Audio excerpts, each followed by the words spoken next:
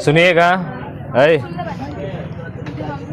हम बताए थे जो चेम्बर के बारे में कि मानव में जो चेम्बर होता है कितने होते हैं। कशेरुकी क्या होता है, जिसमें रीढ़ की हड्डियाँ क्या होती हैं, पाई जाती हैं। ये जो है हम लोग 5 तरह से देखेंगे। 5 तरह से का मतलब होता है जैसे कि आपका मछली हो गई, ठीक है। क्या हो गया? मछली में बात करेंगे हम लोग रोहू, कतला। उसके बाद से क्या आता है? हाँ, समुद्री घोड़ा और डॉग स्टार, डॉग फिश हो रहा है। हाँ, डॉग फिश हो। तो इन सभी को लिखते भी चलना है हमको, ठीक है। तो चलिए लिखिएगा। पहला नंबर मछली। मछली में कौन कौन आता है? मछली, तो मछली में बताइए क्या आएगा? रोहू, रोहू हो गया, कतला हो गया, फिर से कौन सा होगा? समुद्री घोड़ा, ठीक है, समुद्री घोड़ा। उसके बाद से कुत्ता मछली,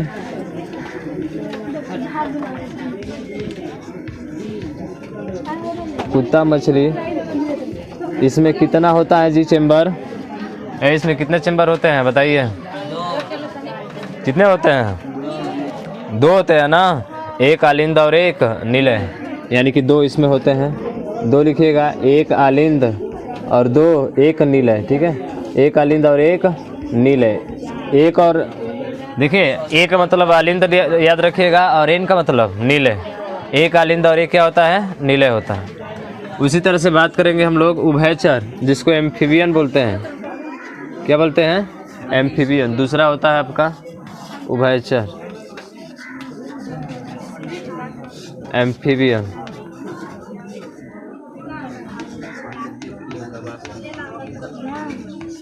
एम्फीबियन। तो इसमें जो आएगा बताओ क्या क्या आएगा? मेढक हो गया, मेढक। हाइला इसी में आएगा। मेढक हो गया, हाइला हो गया, टोड, ठीक है। मेढक हो गया, हाइला हो गया और क्या होगा? टोड हो गया। इसमें कितने होते हैं जी?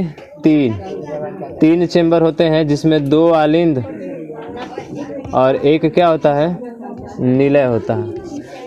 2 आलिंद और एक नीलय। नीलय को ऐसे वेंट्रिकल बोलता है ना हम लोग, तो आप चाहेंगे तो भी लिख सकते हैं, लेकिन हम एन लिखे हैं, नीलय। सीधा एन से ही इसको नोट कर दिए, ठीक है। 2 आलिंद और एक क्या होता है? नीलय होता है। उसी तरह से बात करेंगे हम लोग। तीसरा नंबर जो है वो है आपका उभयचर, क्या बोलते हैं? सरीसृप।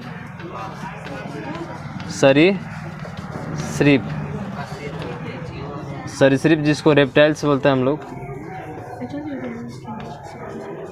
सरीसृप। कीजिए सर जी, पानी चल जाएगा।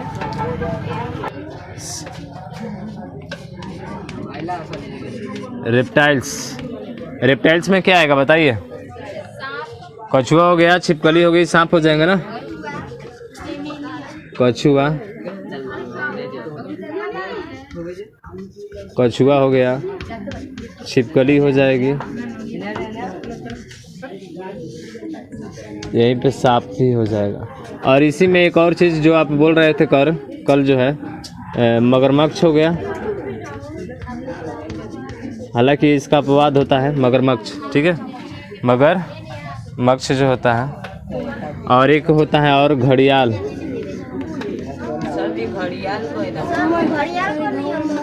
घड़ियाल को ही कहते हैं, मगरमच्छ या घड़ियाल, इसी को नाम देते हैं। चलिए, मगरमच्छ या घड़ियाल। इसमें कितने होते हैं? इसमें 4 होता है। इसमें भी कितना होता है? 4 ही होता है। 2 आलिंद और 2 नीलय। इसमें भी वही होगा, 2 आलिंद और 2 नीलय, ठीक है। 2 आलिंद और 2 नीलय होगा। अब बात करेंगे हम लोग चौथा पक्षी के बारे में, ठीक है। 4 नंबर जो होगा पक्षी के बारे में, ठीक है। पक्षी, बर्ड्स, ठीक है। इसको एवेस बोलते हैं।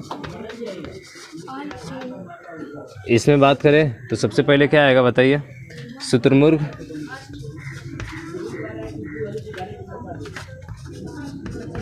शुतुरमुर्ग हो गया। ऑस्ट्रिच बोलते हैं ना इसको, ठीक है। कौवा को क्या बोलते हैं? क्रो। कबूतर को क्या बोलते हैं? पीजन। ठीक है। और कबूतर और गिद्ध को क्या बोलते हैं? कबूतर को क्या बोलते हैं? कबूतर हो गया ना। गिद्ध को क्या बोलते हैं? ईगल। हाँ ईगल, गिद्ध। इसमें भी हाँ बल्चर।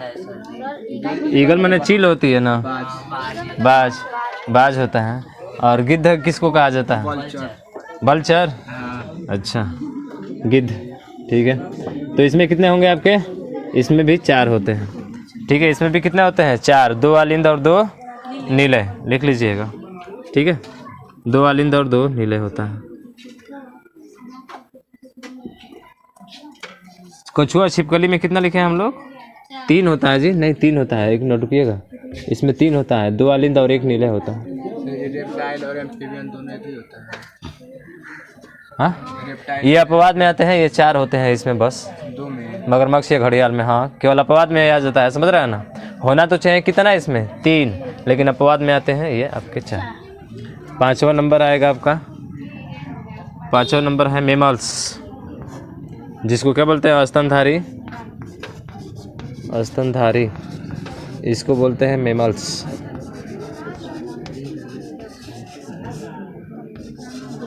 मेमल्स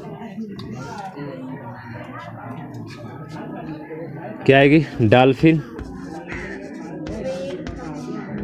डॉल्फिन के बाद से व्हेल। डॉल्फिन के बाद से क्या आ जाएगी? व्हेल आ जाएगी। फिर हाथी, शेर। हाथी हो गया, शेर हो गया, बैल हो गया। ठीक है, और इसी में तो मानव भी आएगा ना। इसमें क्या हो जाएगा? मानव। तो इसमें कितने चेंबर होते हैं आपके? 4। 2 आलिंद और 2 नीले। 2 आलिंद और 2 नीले होते हैं। ठीक है, डॉल्फिन, व्हेल, हाथी, शेर, बैल, मानव। ठीक है, ये सब इसमें आ जाएगा।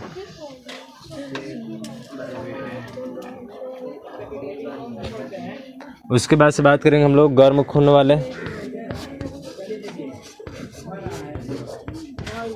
गर्म खून वाले जंतु।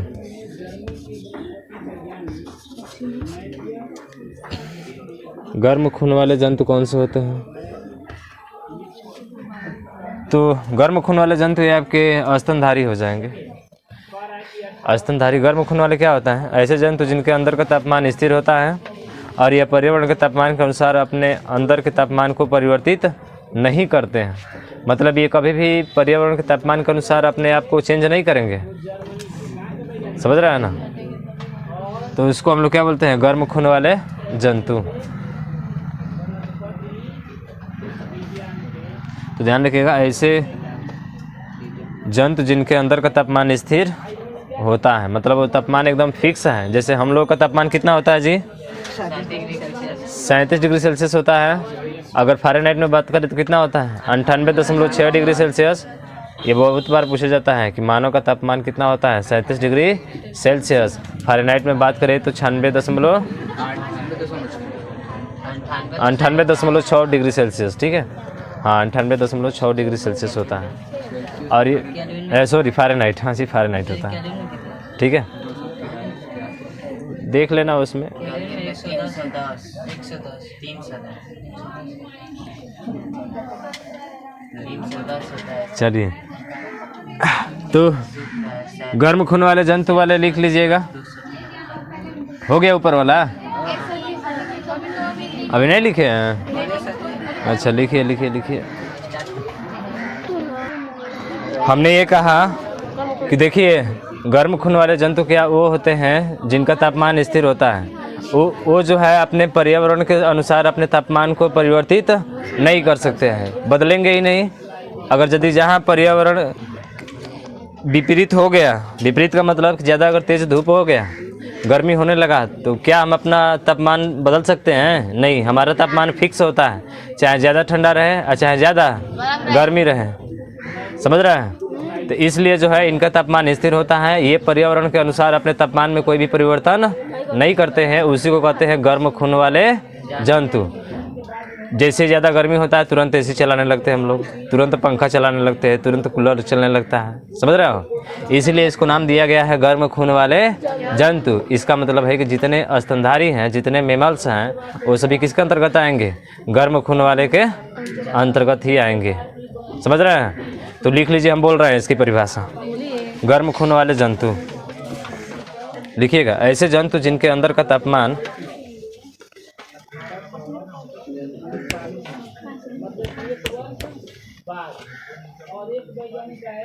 ऐसे जंतु जिनके अंदर का तापमान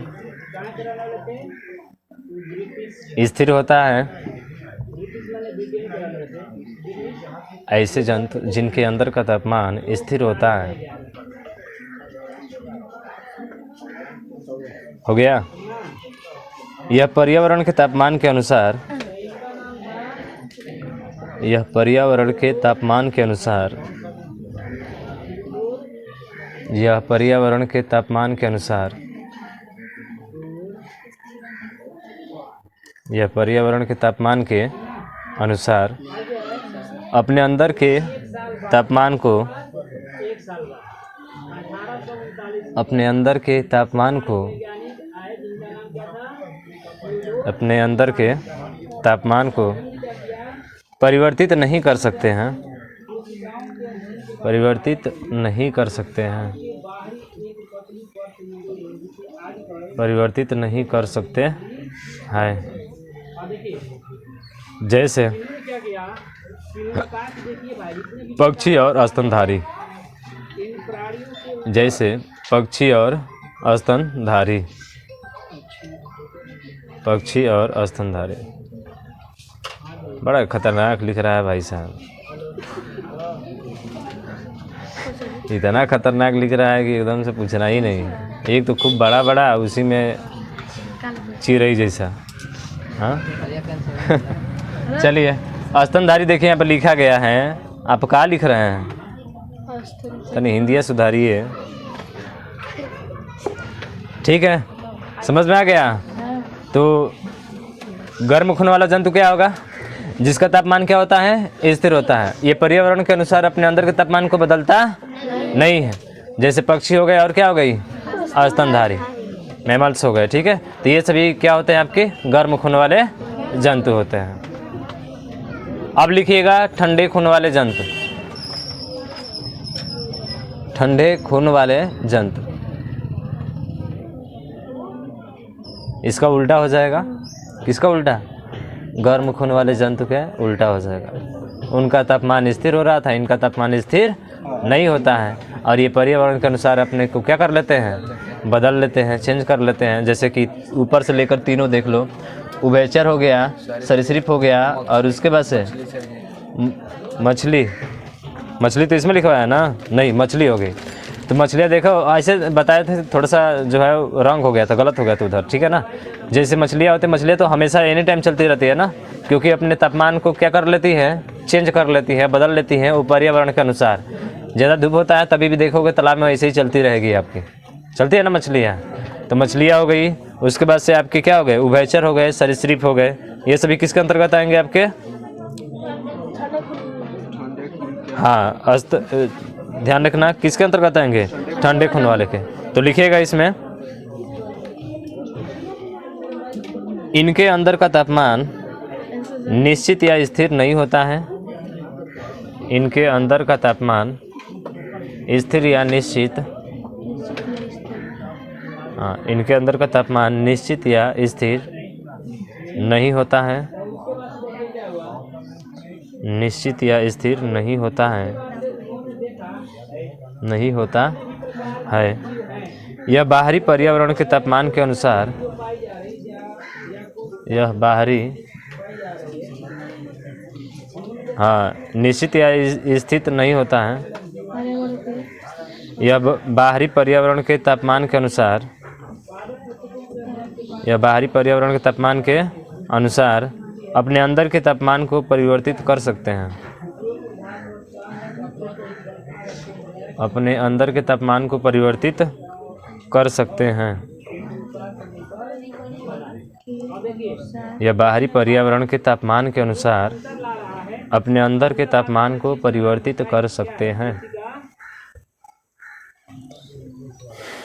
अपने अंदर के तापमान को परिवर्तित कर सकते हैं।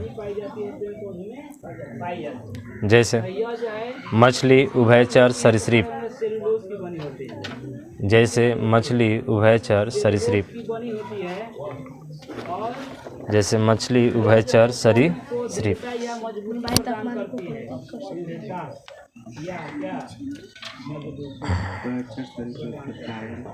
ठीक है। अब देखिएगा, थोड़ा सा बताते हैं आपको। एक देखिए, एक होते हैं अंडे देने वाले जंतु और एक होते हैं बच्चे देने वाले जंतु।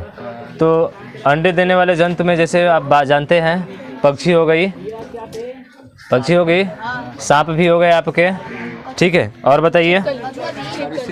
हाँ, उभयचर भी हो गए। उभयचर जो होते हैं, जिसको एम्फीबिया बोलते हैं, और उसके बाद से सरीसृप हो गया, पक्षी हो गई। तो ये सभी क्या करते हैं? अंडे देते हैं ना। हाँ, अंडे देते हैं, ठीक है। तो अंडे देने वाले जंतु, तो ध्यान रखिएगा, अंडे देने वाले जंतु आपकी मछली होगी, उभयचर होंगे, और क्या होगा? सरीसृप। मछली, उभयचर, और क्या होता है? सरीसृप होता है, ठीक है। और पक्षी भी हो जाएगी आपकी, ठीक है ना, ये ध्यान रखेंगे। उसके बाद से बच्चे देने वाले जंतु क्या होते हैं? स्तनधारी होते हैं, मैमल्स होते हैं। लेकिन ये ध्यान रखिएगा, कोई ऐसा भी होता है जो अर्ध विकसित बच्चा जो है जन्म देता है। क्या नाम है उसका? कंगारू। अरे 1 से 1.5 से 2 सेंटीमीटर का होता ही है। 1.5 से कितना सेंटीमीटर होता है? 2 सेंटीमीटर। कितना छोटा होगा जी? हाँ, 1 इंच। हाँ, वही 1.5 से 2 सेंटीमीटर, मतलब समझ रहा है ना, इतना ही होता ही है। और उसके अंदर एक थैली होती है ना, उसके पेट के अंदर, उसी पेट के अंदर वो अपने बच्चे को क्या कर लेता है? रख लेता है। एक थैली नुमा संरचना होती है, और जब वो जो उसका बच्चा होता है, जब वो पूर्ण रूप से विकसित हो जाता है, तो उस थैले से अपने आप क्या हो जाता है? बाहर निकल जाता है। जब पूर्ण रूप से विकसित होता है तब आता है। तो जो थैले नुमा संरचना होती है, उस थैले नुमा संरचना को क्या बोलते हैं? उसको बोलते हैं मार्सुपियम। क्या बोलते हैं जी? मार्सुपियम। मार्सुपियम। तो मार्सुपियम होता है जो कंगारू का जो थैला होता है ना, जिसमें बच्चा रहता है, जिसमें बच्चे का पूर्ण रूप से विकास होता है। विकास होने के बाद से वो तुरंत उस थैले से बाहर आता है। कौन? तो उसको क्या कहते हैं हम लोग? मार्सुपियम कहते हैं। जो उसकी थैले नुमा संरचना जो होती है, उसको क्या कहा जाता है? मार्सुपियम कहा जाता है। तो देखिए, स्तनधारी में जब बात करेंगे हम लोग, तो जो एक तो अर्ध विकसित बच्चे को जन्म देगा, जो आपका कौन सा है? कंगारू। कौन सा है? कंगारू है। यही बात करें तो एक जो है पूर्ण रूप से जो विकसित बच्चे का जन्म देता है, जैसे कि आपका क्या हो जाएगा बताइए? अरे जो पूर्ण रूप से बच्चे को जन्म देता है वो क्या कहलाता है?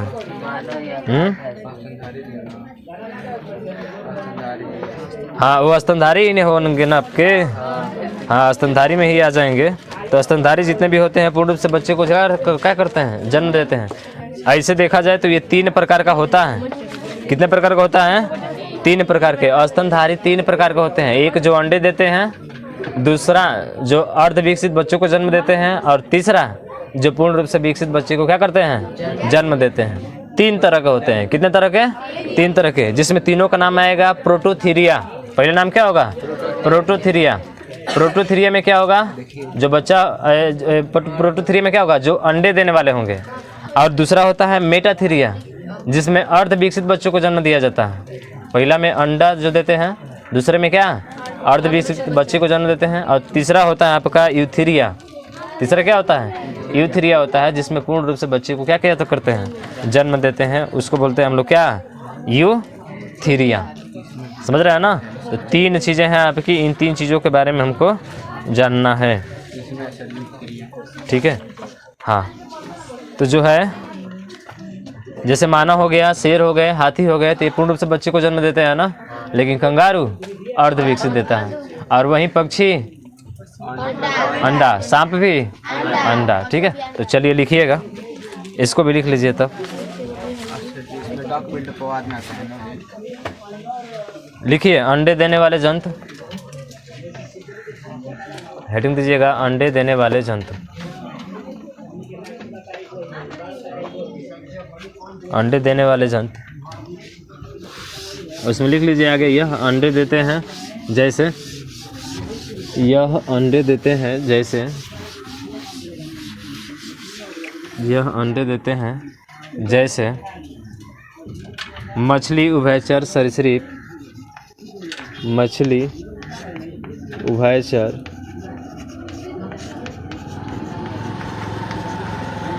सरीसृप, मछली, उभयचर, सरीसृप, पक्षी, सरीसृप, पक्षी। उसके बाद लिखिएगा अगला हेडिंग करके, बच्चे देने वाले जंतु। बच्चे देने वाले जंतु, बच्चे देने वाले जंतु में क्या आ जाएंगे? जो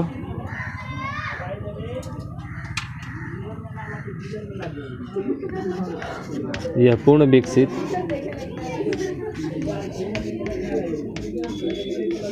यह पूर्ण विकसित बच्चे को जन्म देते हैं। पूर्ण विकसित बच्चे को जन्म देते हैं।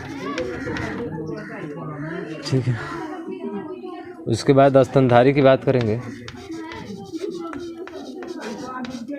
यह स्तनधारी कितने प्रकार का होता है? 3 प्रकार के होते हैं। स्तनधारी जो होते हैं 3 प्रकार के होते हैं। पहला नाम है प्रोटोथीरिया, प्रोटोथीरिया। दूसरा नाम है आपका मेटाथीरिया, मेटाथीरिया। तीसरा नाम है आपका यूथीरिया, यूथीरिया। ठीक है। हम लोग हेडिंग होगा प्रोटोथीरिया के बारे में। प्रोटोथीरिया क्या होता है इसके बारे में लिखना है हमको। यह ऐसे स्तनधारी होते हैं, यह ऐसे स्तनधारी होते हैं जो, यह ऐसे स्तनधारी होते हैं जो अंडे देते हैं, जो अंडे देते हैं।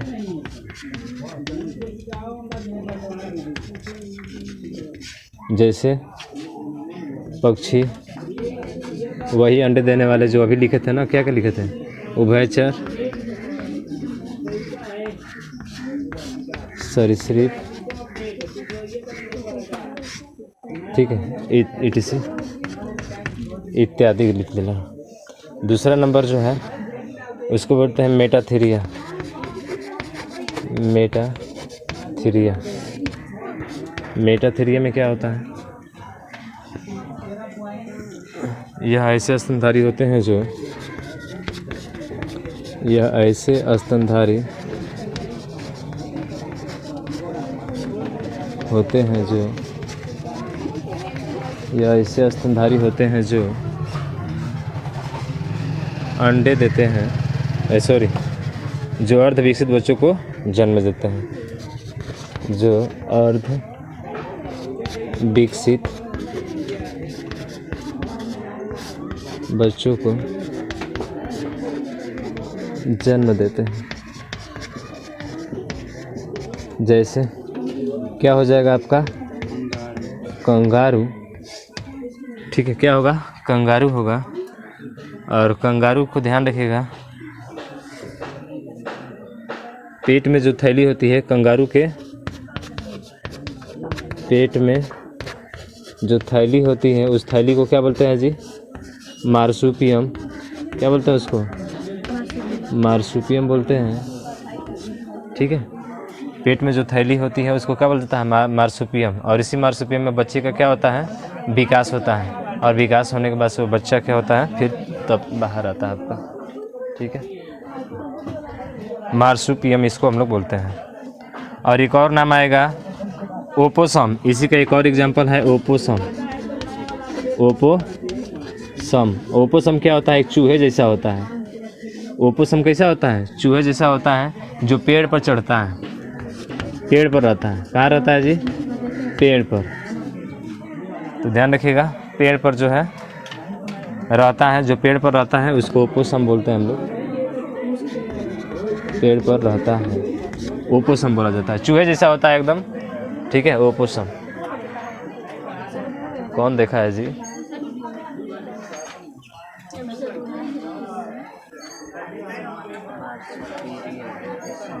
ओपोसम, ठीक है। दूसरा ओपोसम है जो चूहे जैसा होता है, जो पेड़ पर पेड़ पर रहता है, जो पेड़ पर रहता है उसको ओपोसम बोलते हैं हम लोग। ध्यान रखिएगा मार्सुपियम में जो बच्चा भाग होता है ना, यहीं पे बच्चे का क्या होता है, विकास होता है। मार्सुपियम जो थैली होती है कंगारू के अंदर, पेट के अंदर, ठीक है। मेटाथीरिया। अब लास्ट बचा है आपका यूथीरिया। हो गया ऊपर वाला, ये हो गया ना ऊपर।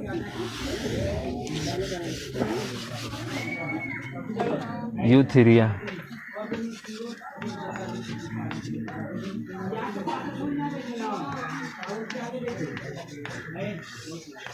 यूथीरिया, इसमें क्या होगा,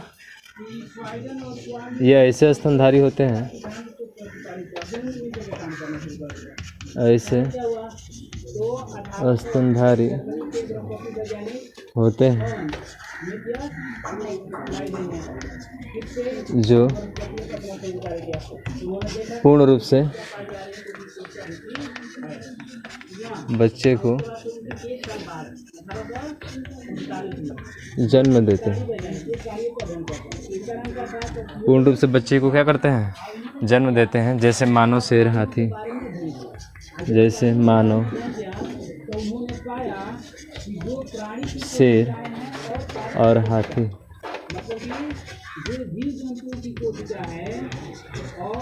इत्यादि।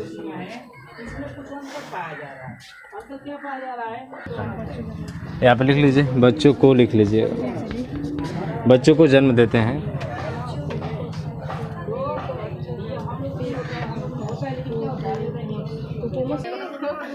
सुनिए, हमने बताया परिसंचरण तंत्र के बारे में कि परिसंचरण तंत्र का कार्य क्या होता है, ब्लड को फ्लो कराना, यानी कि ब्लड को चारों तरफ फैलाने का जिम्मेवारी किसका होता है, परिसंचरण तंत्र का होता है।